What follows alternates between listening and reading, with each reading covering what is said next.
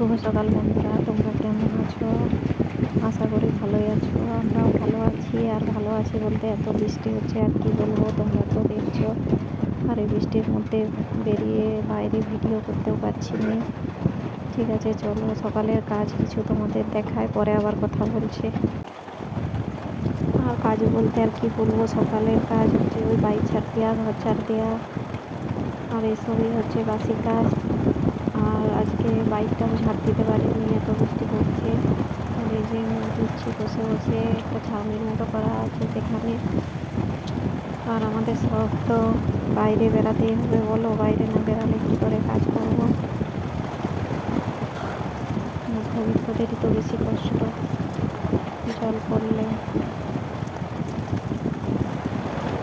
আর আজ রবিবার, ওই জন্য একটু বসে বসেই ব্রাশ করছি, না হলে একটু তাড়াহুড়া করতে হয়, তোমরা তো জানো স্কুল যাওয়ার জন্য। ঠিক আছে, চলো ভিডিওটা দেখো।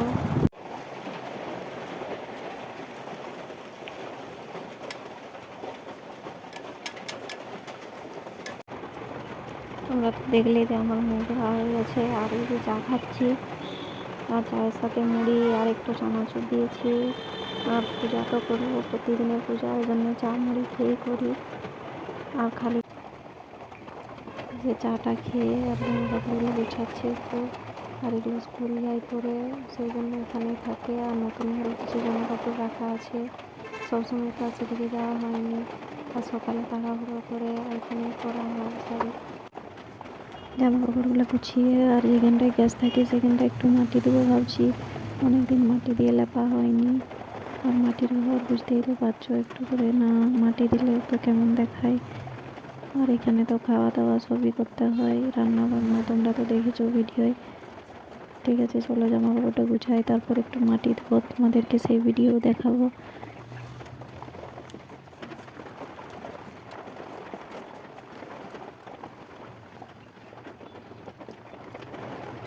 জামা কাপড়টা ধুলো হয়ে যাবে, সেই জন্য ঢাকা দিয়ে দিচ্ছি। এই যে দেখো মাটি দিয়ে দিচ্ছি, আর যেমন পারবো সেরকমই দেবো। ঠিক আছে, চলো। আর ঘর তো পরিষ্কার রাখতেই হবে, তোমাদেরকে তো আগেও বলেছি যে যেমনই ঘর হোক, ভাঙা ঘর হোক আর ভালো ঘর হোক, পরিষ্কার পরিচ্ছন্ন রাখাটাই আগে দরকার। তোমরা কি খাচ্ছ না খাচ্ছ সেটা কি মানুষ দেখবে বলো? পরিষ্কার পরিচ্ছন্নতাই তো আগে দেখবে। ঠিক আছে, চলো মাটিটা দিই।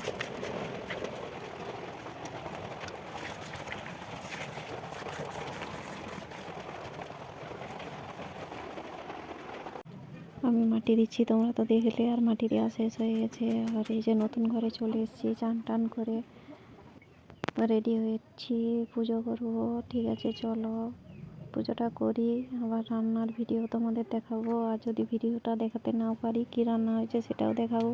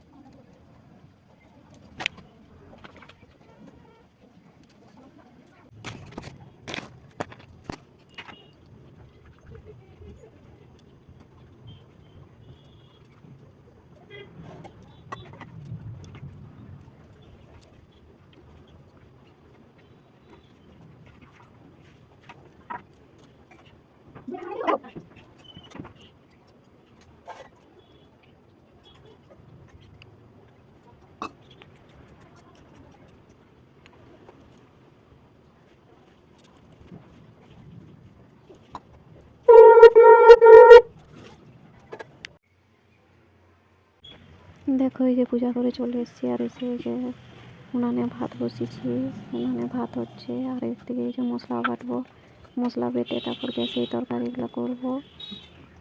আর জল তো পড়েই যাচ্ছে, সেই জন্য আর বাইরে কিছু করবো না, ওই শুধু ভাতটাই হবে।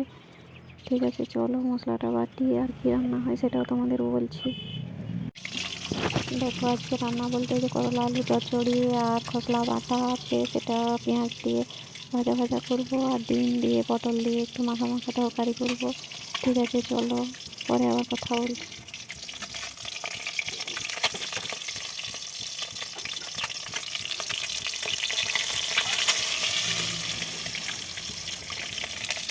রান্না হয়ে গেছে। আর এই যে করলা চচ্চড়ি, খসলা ভাজা আর ডিমের ঝোল তোমাদেরকে তো বললাম।